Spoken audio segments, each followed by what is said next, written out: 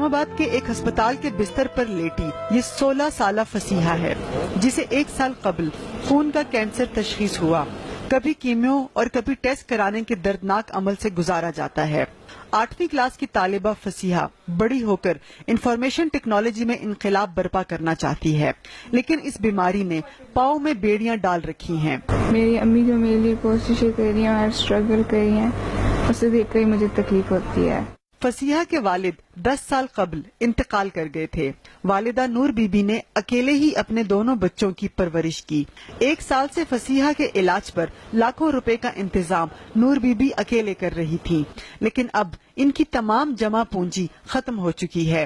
اب انہوں نے مخیر حضرات سے بیٹی کا علاج کرانے کی اپیل کی ہے۔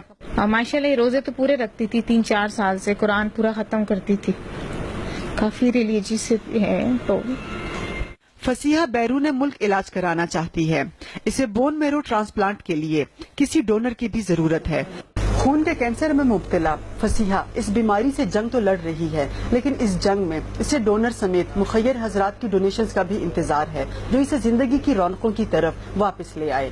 رضیہ خان، ایکسپریس نیوز، اسلام آباد۔